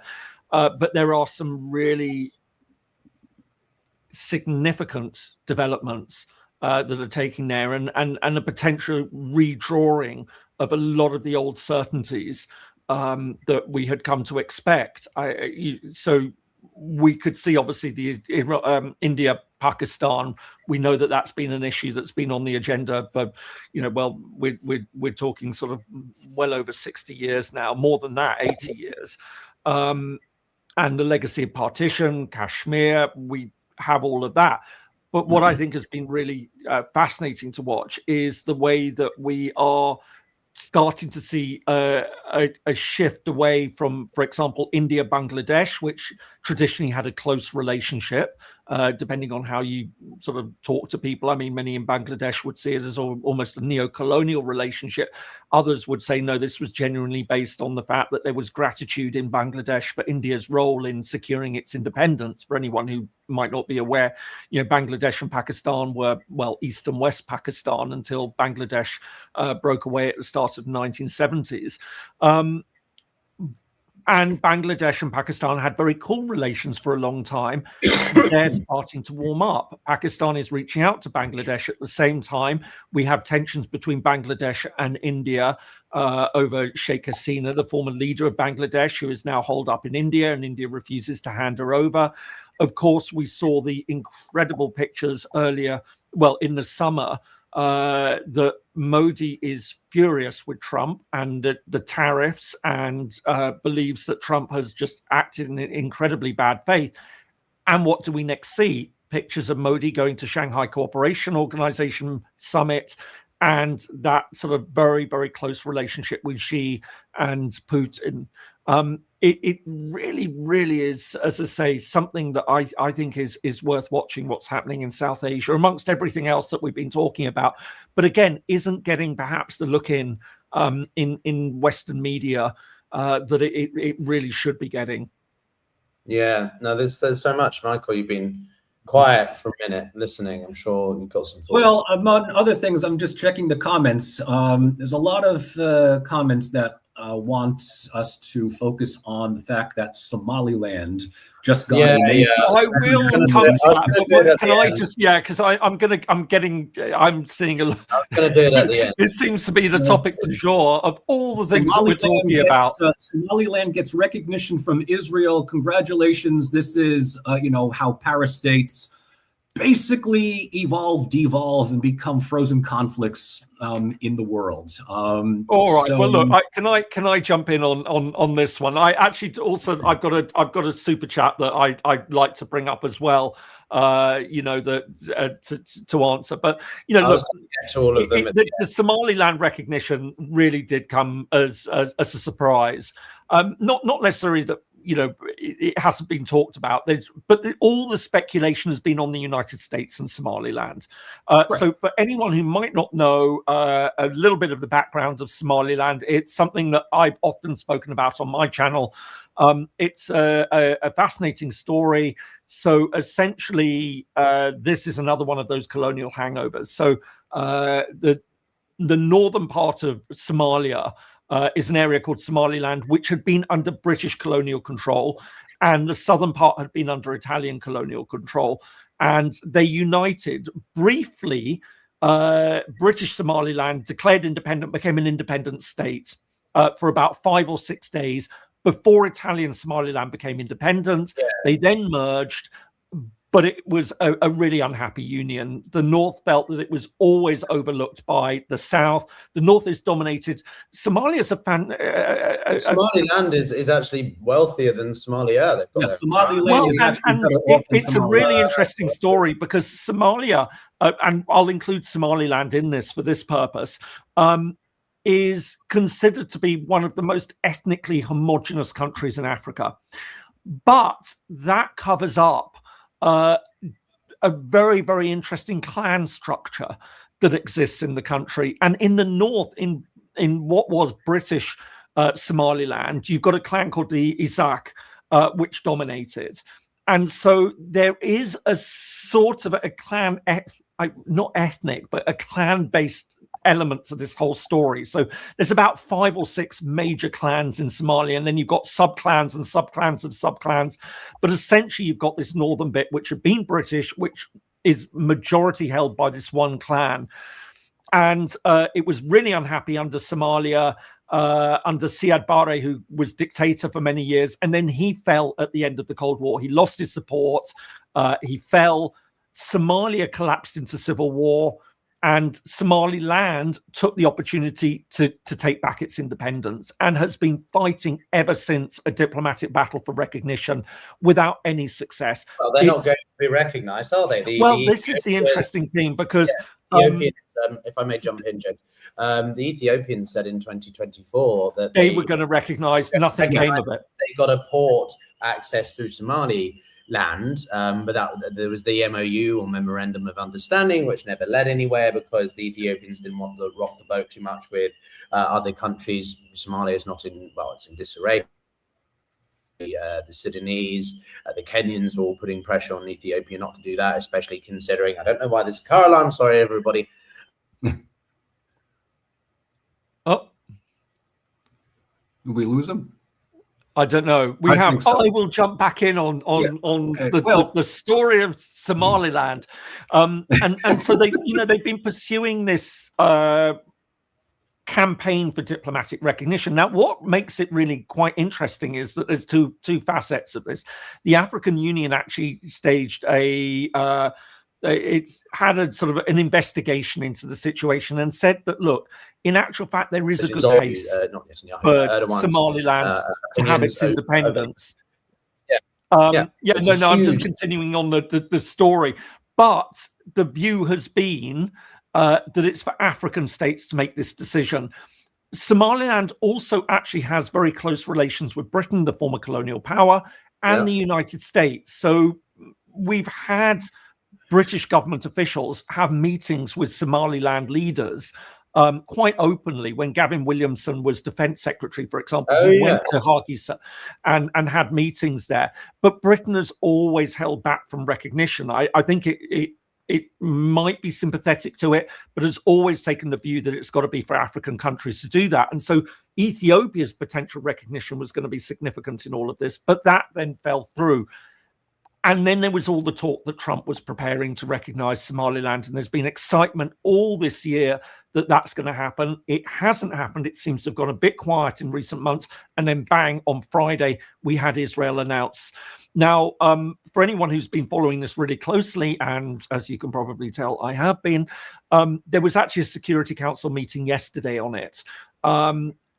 And it was very telling that the United States, while saying it wasn't going to recognize or that there had been no change in its position, refused to condemn Israel over this. Now, Michael, I know you'd say it was surprise, surprise, but it was very telling that Washington's position on this was that, well, Israel has every right to conduct its diplomacy as it sees fit. But James, could we therefore say that this whole notion of Trump floating the idea and then suddenly Israel actually goes ahead and does it, was that is the paving the way? That I think is what a lot of us observers are now wondering. Yes, that's the whole point. Plus, look, we need to understand that recognition of non-sovereign territory like Somaliland or Abkhazia or South Ossetia or even Kosovo, for that matter, right? Got to bring that one up. Is that it becomes effectively a frozen conflict. It becomes disputed territory. Ethiopia recognizing Somaliland is ultimately nothing. It really does. It doesn't do much unless Ethiopia is willing to defend it against Somali military incursion. Israel recognizing Somaliland is something that, yes, the United States doesn't have to do anything anymore because the United States operates through Israel to do a lot of its foreign policy in the region. So, I mean, Michael, I think we need to be... Israel's recognition is a great to eventually dump the Palestinians in and get rid of. There is a qualitative difference. There's also, places where Israel can set up military bases to strike the Houthis. This is not out of any kind of real love for self-determination. Recognizing a parastate. Recognizing a parastate is a fair point, actually, reasons. I think, but Michael, I think there is a huge difference between Israel recognizing Somaliland and the United States recognizing Somaliland. We know, the great power recognition is the single most important factor in legitimizing breakaway territories. Not altogether. Even now, you brought up Kosovo, even with the support of Britain, France, the United States, only half the world, actually fewer than half the members of the UN recognize Kosovo these days. And equally, Russian support for Abkhazia and South Ossetia. We're talking 5 countries around the world recognize them. Yes. So it's not, but it is a substantial element. Well, I would say, and I think that, what you say on Ethiopian recognition could have been groundbreaking for Somaliland had it not been for the fact that it was so nakedly transactional. It was Ethiopia was making this promise in order to get port access. If Ethiopia had come along and said, listen, we have evaluated the situation and we believe that there is a good case and we are going to go out and lobby African countries for it, then I think, as I say, on the back of this African Union report, which is really crucial in the story, it's a very little known element of the story, that the African Union had sent a fact-finding mission and said, look, we don't like the idea of messing around with borders in Africa. But in the case of Somaliland, there is a case for recognition because of its prior independence. Now, prior independence doesn't give you an automatic right under international law to reclaim it, as Scotland has found out. And for all the Texans out there, that's the problem that you face if you want to make a push for a break from the US. But it does have a bearing on this story. But the argument has been it's an African decision. And I think Israel storming in like this and doing that will have actually, I think, harmed Somaliland's case in many ways. The United States might push now. It's a lot is going to depend on what Washington does and how much heft, if it is willing to recognize, it's going to put behind it. But Israel on its own, I'd say it's actually probably. I think we need to take a step back here and also sort of allow a bit more dialogue, which is that simply, Michael, firstly, I think you make one good point, or rather, I agree with you. Somewhere for Israel to put some stuff, which is exactly what we know it's all about. Yeah, well, I think it's very much about that, but also I don't think this is going to be global redefining geopolitical event. No, sorry to all the commenters who wanted, you sent on a question that I'm fascinated in, but I didn't realise in the greater scheme of what we could be talking about, it's not up there. And worked on African issues firsthand. Yeah, I knew that this is something that I care a lot about. But we've also got another unidentified or unrecognised country that is being claimed at the moment, which is the RSF's control of Darfur and the larger provinces in Western Sudan. Yeah. Which if they continue at the rate that they are conducting prepared to genocide there as well, again, after the heinous attacks events of the past 25, 30 years of the dictator, then what do we have? We have the Greater Horn of Africa experiencing two sort of partially recognized or not really recognized separatist movements. And people in the comments are rightly pointing out Puntland as well. But I think why this is so relevant and important because of the snowball effect it means for the greater Middle East, the Yemenis cause, the situation with the Americans targeting the Houthis, and then Israel obviously wanting a greater footprint and other strategical place to conduct its operations. But what does that mean for the Emiratis, for the Turks, for the Saudis, for the Qataris, who have all been funding a hell of a load of money into Sudan and other places around there? But I do think that if Israel hadn't jumped the gun on this, it has its own self-interest, were more African nations to recognize Somalia or begin to consider recognizing it, then that would lead to some developments. I mean, keep in mind, Ethiopia recognizing Somaliland would be historically significant because of what Ethiopia represents in Africa. Yes, exactly. And it's the headquarters of the African Union. It was the second most popular state in Africa. The Europeans. It was the only country not colonized properly. Yeah. So I think that this is something to watch, but in the grand scheme of things, as always, unfortunately, it's not. Do you know what? And to use the vernacular, the boss move now by Israel, of course, is the other thing that breakaway territory. You've got another similar case in many ways, is Yemen, where you had North and South Yemen, and South Yemen had been a British colony until the late 1960s, then became an independent state. And at the end of the Cold War, North and South Yemen united. Again, a very unhappy union. The South felt that it was overlooked by the North and played second fiddle. And what we have now is the Southern Transitional Council pushing for the division of Yemen again. Mm-hmm. And I think that this is a potentially really interesting story as well. Another one just across the water from Somaliland of another, could we see Yemen break apart? Now, the international community has stood very much against this happening. But there are those who are saying, well, look, this is a case of self-determination. We were united before. We were a separate country before, independent. We existed as an independent state for well over 20 years. it hasn't been a happy union. We can be stable if we break away. So I think, if you tie this in with what we've been seeing in international relations over the past sort of 15 to 20 years, I think, we are potentially at a really, really interesting moment in terms of how we're thinking about state recognition and things like that. Pyotr, I was just saying that another fascinating element, if we're talking about de facto states, is Yemen and the Southern Transitional Council, which is effectively the movement for what was South Yemen to reclaim its independence after its unification with North Yemen at the start of the 1990s. It was a fascinating story that you had two great unifications at that time, East and West Germany and North and South Yemen. Is this something that is also on the horizon? This is a wider issue of border changes. Absolutely. Is one of the world we're living in.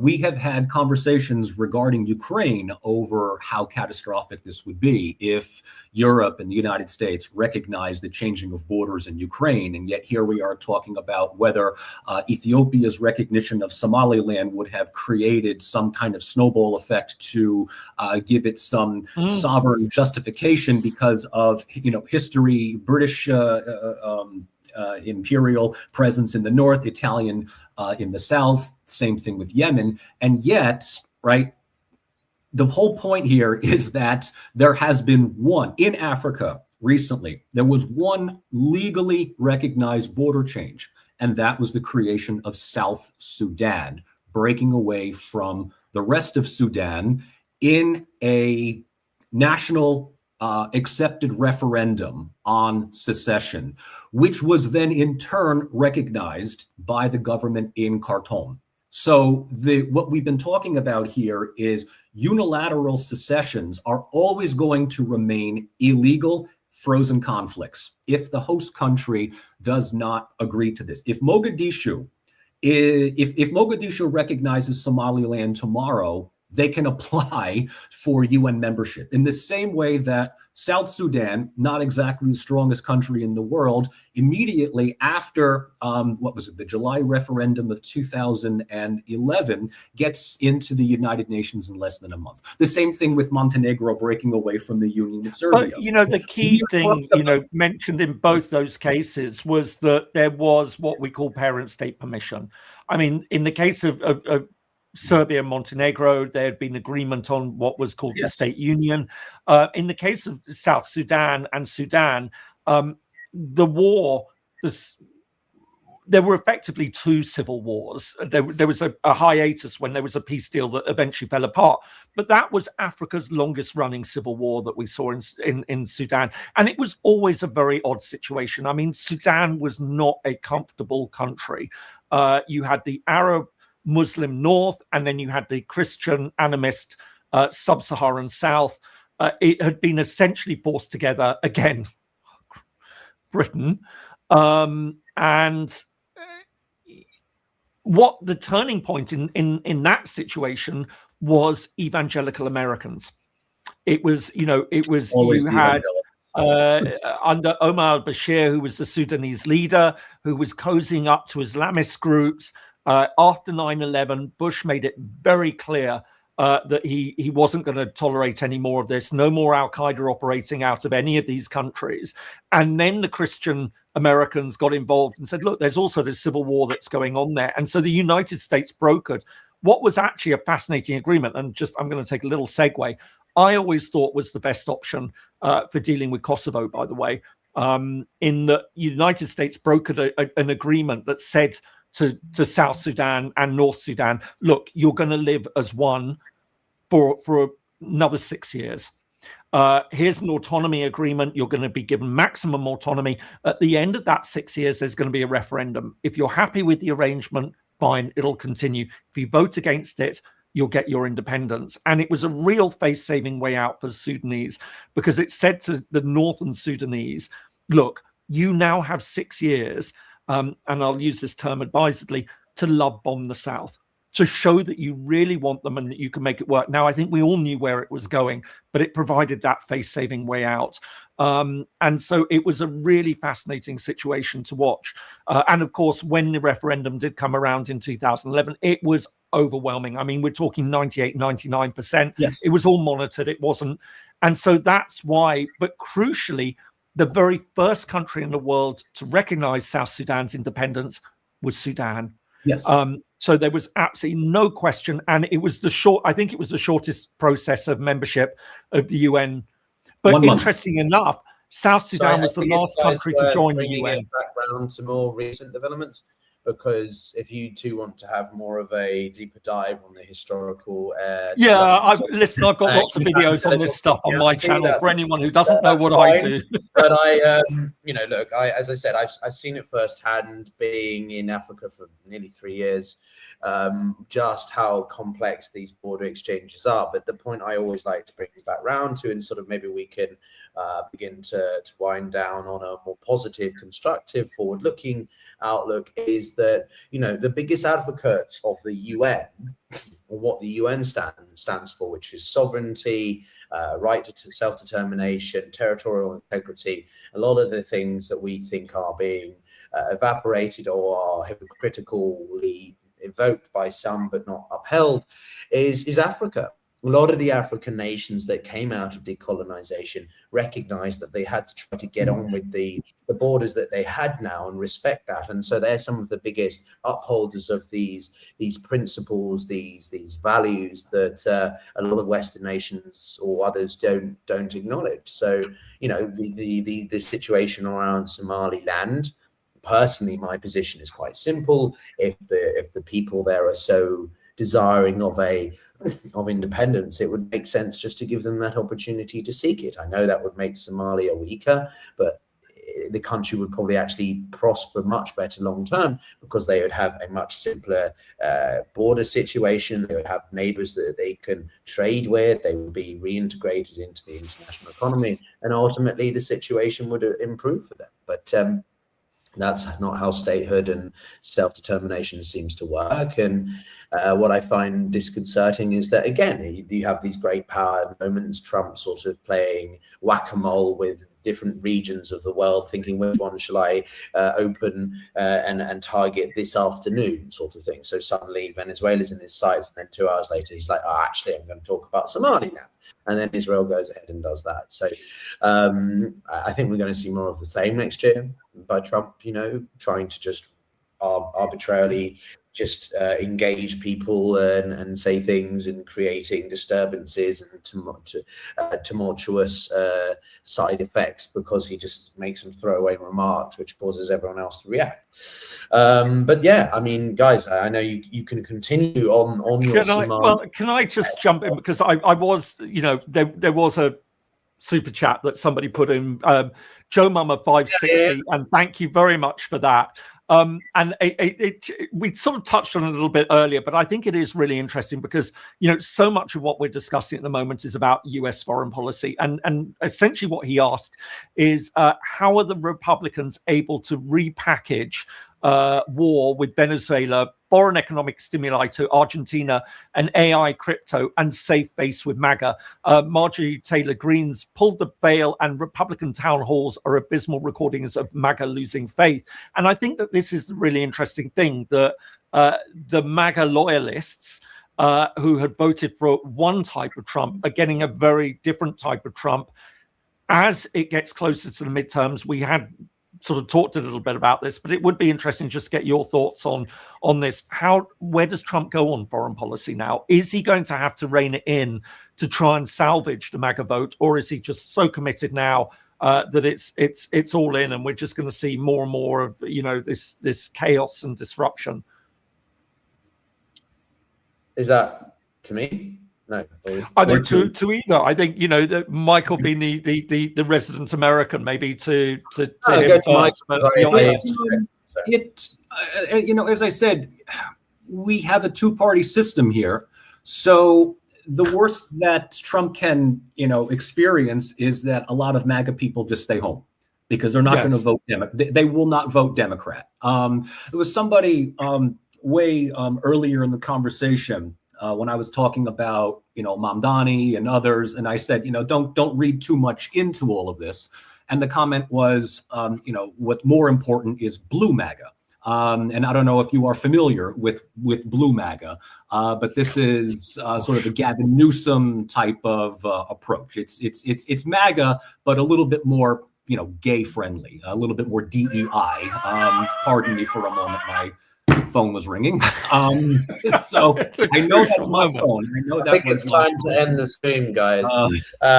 We've got what I'm saying is that I mean. I would say that Trump right now is very well insulated within his followers. Yes, there are a number of MAGAs that have been disenfranchised because of the tariffs, but they were never considered to be anything other than just voting foot soldiers. They're not donors. They're not high-level supporters. They're not people that Trump relies on for his transactional services. And everything, according to Trump, is transactional. The whole Somaliland, someone had said that the recognition was, of course it's transactional. Any recognition of any disputed territory by a country outside of the international framework is absolutely transactional. That's going to be 2026 here, chaps. The year of transactional politics. Yeah, I would say simply on US domestic politics, which I really, I observe, but I don't comment on unless it has implications for Europe or foreign policy more broadly. I think that what's interesting is around this attempt at gerrymandering again, and that the California or Gavin Newsom entity was quite quick to sort of retaliate by redrawing their own, so that there were more representatives for each side again, or something like that. So what I think is important domestically speaking is right now we have a very clear split within the MAGA camp, the Marjorie Taylor Greene and that whole fiasco that happened a few weeks ago is remarkable. I certainly think it's something that we have to watch play out more next year and what it means for the Trump administration's performance in the midterms. But that doesn't mean that, because you have now technically three camps, you could argue: more traditional, moderate Republicans, the sort of Mitt Romney types who maybe are independent now. But you also have Trump's camp, and then you have this other form of MAGA, which is sort of even more isolationist or just gravitating away from what Trump has been doing, which is one of the comments someone said, which I wanted to reference, was also the attacks on Nigeria in the past few days. That's certainly not an isolationist president. That's a president who's being quite interventionist. So I think that's going to be very interesting. But then this obviously is all just the GOP. On the Democratic side, to Michael, your point, there is no unity. There is no clear figurehead, if you like, in Democratic world, the Democrats' world, who is clearly stepping into the fray. Could it be Gavin Newsom? I feel like he's made some improved efforts to sort of try to be that person, but can I see him being the person nominee for 2029 or 8 or whenever it is? It's too early to tell, but my point is that while the GOP has its internal rumblings, the Democrats are nowhere, and both parties are trailing in the opinion polls. They're all very unpopular as far as I can tell, and so that's why so much of focus is just on Trump, because he seems to be the most easy to focus on, at least as a specifically media inward looking on America, if that makes sense. But yeah, I think we're going to see shifts in America's domestic policy next year, but I don't think anything necessarily. I find it hard to see what's going to be bigger than Charlie Kirk's assassination and some of the other events we've seen this year in the US domestic politics. So I could be wrong, but yeah, it's I'm as always focusing more on the global situation. But I don't know if we want to make some final comments there, guys. We've been going for 2 hours, which is Yeah, pretty long. Well, it's nice to have the team back together. It's been rather a long time, and I do hope that we can do more of these again. It's always sort of good fun, and I think it's also lovely to all the people in the comments. Thank you very much. We do try and watch the comments coming through on the 3 channels. They're sort of aggregated together, so it sort of comes together quite quickly. But it is brilliant to see so many of the familiar faces there, or the familiar names, I should say. I guess sort of maybe on a final note, what are the big concerns? The one big concern we should be watching out for next year, and what would be the one positive story that maybe is on the horizon? Michael? Which one is that? I was reading the comments. I'm sorry. What would be your main concern for sort of looking ahead 2026? What is the thing that sort of keeps you up at night worrying in international relations, but also what would be the positive good news story that we could be seeing?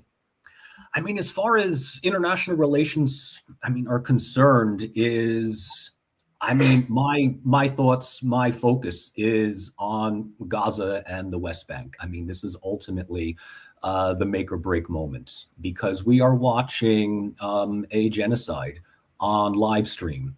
And the world, or the countries that claim to be speaking out on behalf of crimes against humanity like this, are doing little to nothing. This is the big thing that is putting, in my opinion, the biggest dent in the legitimacy of Western democratic liberalism. So whether or not there is a greater international resolve, whether Europe or the United, I have absolutely no idea.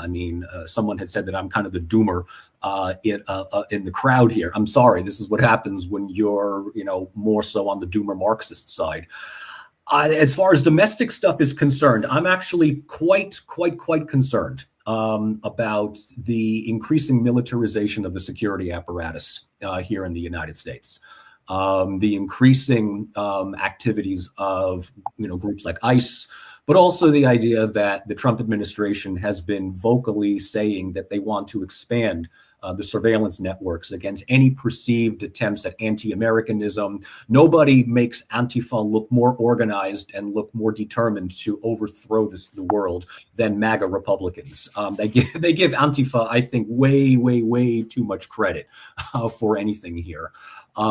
But I really, the other thing that I would like to see, and this I don't have a lot of hope for, but I can remain slightly optimistic. You were talking, Pyotr, about who is going to emerge as a leader of the Democratic Party. Newsom seems to be somebody that a lot of people are looking to, but he is not well liked among the more lefty groups, among the more progressive groups.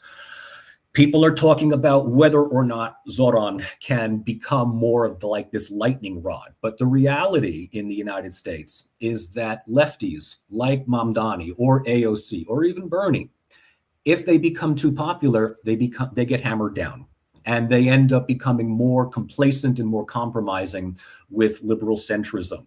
And the reality is that, yes, there is there's a huge group of people, 35 and younger, that just think differently because they don't have the socioeconomic, socio-political mobility that older generations had. But there's one small problem with all of this and the way this country is run. They don't have money. They're not funding politics. So they can voice their grievances, but these are empty grievances at the end of the day, as far as politics are concerned in this country. So, you look at the MAGA farmers that were disenfranchised by Trump. And I said, Trump doesn't care about them because they're just simply voting foot soldiers.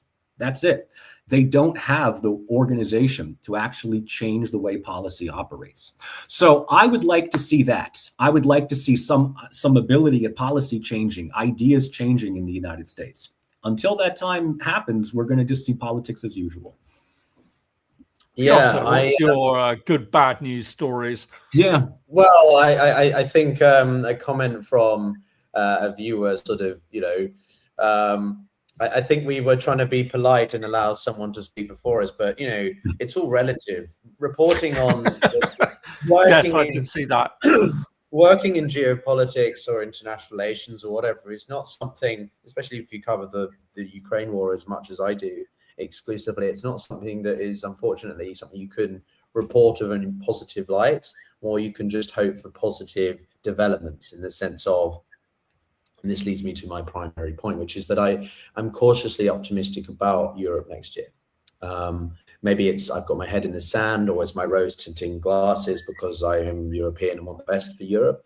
But specifically in the area of foreign policy, I remain cautiously optimistic about their ability to pursue strategic autonomy more, and to push back against Putin's and to an extent Trump's, or especially Vance's propaganda. I think this will become very clear after the Munich Security Conference next year, where Vance obviously made his very infamous speech at the beginning of this year. But I also realistic about that, and I think next year is going to be pretty tough. Again, just to summarize everything that we've touched on this conversation, mainly Russia, Ukraine, Europe, because of the magnitude of it. But we are seeing escalations in Venezuela with the Trump administration. We have the worst, bloodiest war of this year or current ongoing conflict in Sudan, completely forgotten about. We've just had a sham election in Burma or Myanmar, which has not been barely covered because the junta is desperately trying to bring an end to that conflict, which has been waging for 5 years now. We have the situation between Iran, Israel, America. Of course, we have Israel-Palestine, which since the peace deal or ceasefire has been invoked or implemented has been very little covered, apart from site-specific entities like Al Jazeera. We have the Chinese conducting military operations around Taiwan right now, which we've barely touched. And of course, we also have the DRC, or the Democratic Republic of Congo, where we've been seeing these efforts at peace deals. Oh, and who can forget the border clashes between Cambodia and Thailand? The point I'm making is that is just, I don't know, what is that? A list of 10 plus geopolitical developments that have been flashpoints or ongoing or whatever. And it's incredibly difficult for us as people who cover all this to cover it all adequately, let alone feel optimistic. But optimistically, yeah, I'm going to feel slightly hopefully that Europe can step up, and therefore by stepping up, it can take more leadership in other issues. I also remain cautiously optimistic about the UN, given Trump's sort of willingness to continue to supply it, but there's also suggesting she's going to pull out of the WHO. So ultimately, I think we're going to see a continued not disintegration, that's too strong a word, but a greater reconstruction of the world order, and certainly, but I certainly don't feel that sort of the West is done and Europe's a complete lost regard and America's like, no, I think the system is designed that even if Trump tries to do as much as he can to destroy it or to deconstruct it, it's not going to go away. And I think after the midterms as well, that all his power will be hampered, and therefore we won't see quite as much disruption as we've seen in the first year, as in 25 and possibly next year. But anyway, I'm rambling now, so we shall have to see what comes first next year, and when we reconvene, perhaps in late January, in a couple of weeks' time, gentlemen, we can reconvene, make this a regular fixture again for people who clearly want it. I see a lot of people very much keen for us to do this again. So, of course. No, actually, yeah. Someone's put it best. AI. Forget everything I just said, guys. AI takes over Skynet. Yeah, I mean, that's kind of a more comical Skynet than anything else. But yeah, glad to know that I'm not the only one that's seen Terminator. No. Well, Thank you very much for watching, everyone. Do follow James, Michael, myself. As always, I try to operate a bit between host and participant, so don't be too critical of my interjections at times. And I wish you all a very happy new year, and best wishes to everyone watching. And even if we disagree, it's important that we can agree to disagree. And yes, a huge thank you to everyone who's been watching. And nice to see so many of the familiar faces back. And Happy New Year to both of you, as well as everybody out there. And to those that are celebrating old calendar Christmas on the 7th of January, preemptive Merry Christmas as well. Yes. Happy New Year to everyone. Yes. Happy New Year. See you on the other side.